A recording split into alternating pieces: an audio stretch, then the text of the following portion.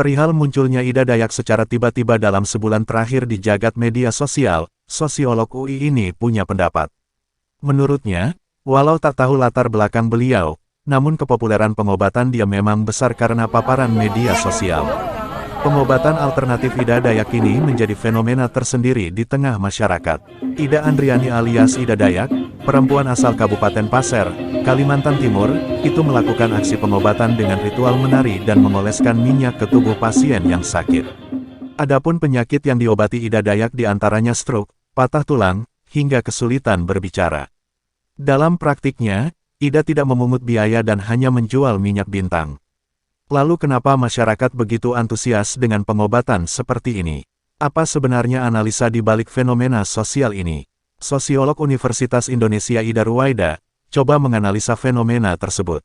Menurut dia, ada sejumlah hal yang melatar belakangi mengapa Ida Dayak ramai diserbu masyarakat. Apalagi pengobatan yang dilakukan bersifat gratis. Karena dia hanya menjual minyak merah yang memudahkan dia dalam melakukan pengobatan.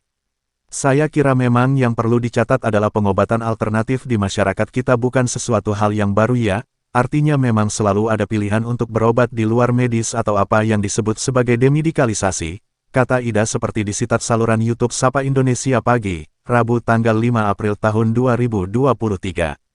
Faktor ekonomi mempengaruhi. Hal kedua, lanjut dia, adalah perihal keyakinan tiap individu berkaitan dengan pilihan pengobatan yang ditempuh.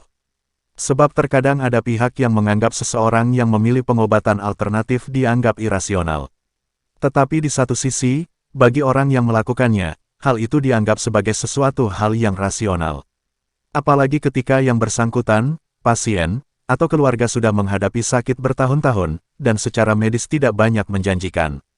Sehingga ketika ada tawaran seperti yang dilakukan Ida Dayak dianggap sebagai satu hal yang diharapkan bisa menyembuhkan. Atau singkatnya, seperti ada harapan lain. Berikutnya karena alasan keterbatasan untuk mengakses pengobatan modern, misalkan secara ekonomi. Ini menjadi sebuah harapan baru bagi mereka juga. Apalagi kalau yang kita lihat pengobatan yang ditawarkan oleh Ibu Ida Dayak ini, kan tidak memungut bayaran, yang saya lihat juga di media sosial kan hanya membeli minyaknya tersebut, katanya. Ida bilang, kalau melihat besarnya antusiasme publik, mungkin para pasien juga tak keberatan andai pun dikenakan tarif melihat efek sembuh yang ditimbulkan. Kemunculan Ida Dayak sebulan terakhir. Perihal munculnya Ida Dayak secara tiba-tiba dalam sebulan terakhir di jagat media sosial, sosiolog UI ini punya pendapat.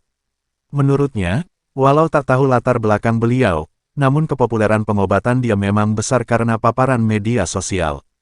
Apalagi di sosial media, banyak orang yang seolah terlihat tersembuhkan dalam tanda kutip hingga membuat masyarakat berharap banyak. Oleh sebab itu saya kira ini perlu disikapi juga, jangan sampai ada kerusuhan dan keresahan dari keberadaan Ibu Ida Dayak ini. Di sisi, dia juga tak menyalahkan ketika masyarakat berekspektasi banyak melalui pengobatan yang disampaikan. Terlebih konon banyak juga tokoh atau figur yang berobat ke Ida Dayak.